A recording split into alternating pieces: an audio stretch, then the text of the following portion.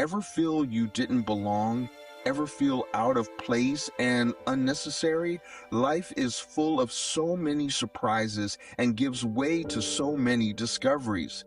The most shocking finds are the ones under the veil that has kept hidden what's inside you. The lies we tell ourselves in order to live with ourselves are many. The life we build on these lies can become blinding with all the glittering gold. A life so corrupt, if the truth isn't told, so we forget the truth. Why not forget the sorrowfulness? Forget the fear, forget the pain. Yet rarely does one forget that it all remains. Every bit of it is collected and it all comes together. No matter how obscure, there it remains.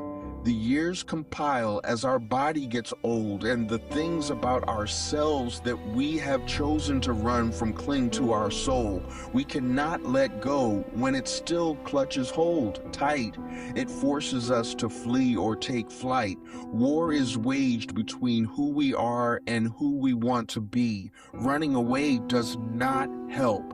The path tread is 360 degrees, and in 365 days, you realize that you've run nowhere far because the circle leaves you where you began. As the seasons change and the world turns, you must not forget to embrace the truth.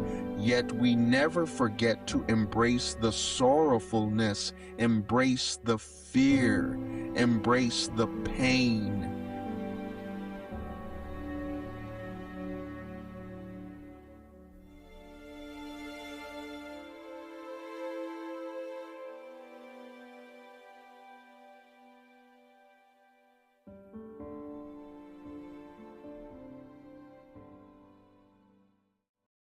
After hearing The Forgotten Embrace, you may feel a quiet echo within you, the kind that lingers long after the last word is spoken.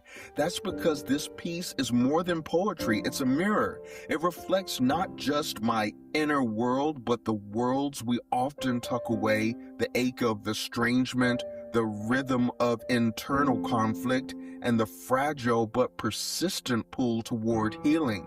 Written as part of my novel, Love is in the Eye of the Beholder, The Forgotten Embrace taps into that space where memory, pain, and longing intersect. As we honor Mental Health Month, this poem becomes a timely invitation to lean into emotional honesty, to sit with our scars, and to stop running from the truths that have been chasing us.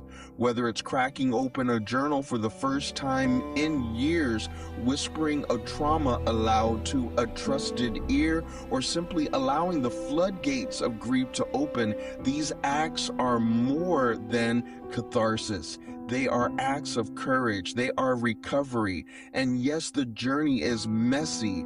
The heart, like in the poem, doesn't always know where to land. It flees, it hides, it forgets its own longing, but in that forgetting, something else begins to stir, a remembering, a return. As Hermetic teachings remind us, polarity is a natural law. Pain and healing are not opposites, but points on the same spectrum. We transmute by facing, we evolve by accepting. The Forgotten Embrace carries this message quietly but insistently.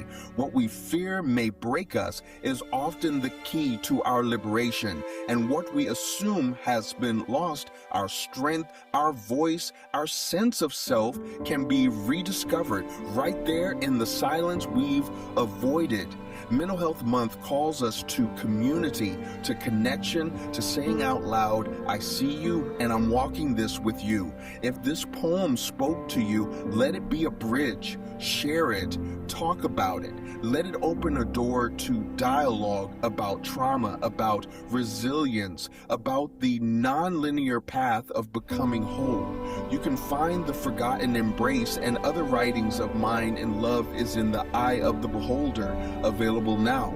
My body of work blends realism with abstraction and touches of the avant-garde, stories and verses shaped by the raw terrain of mental health, trauma, and recovery. If you're drawn to art that both wounds and mends, I invite you to explore it. Support the work, share the vision, and above all, stay in the dialogue. Because in remembering the forgotten, we reclaim ourselves.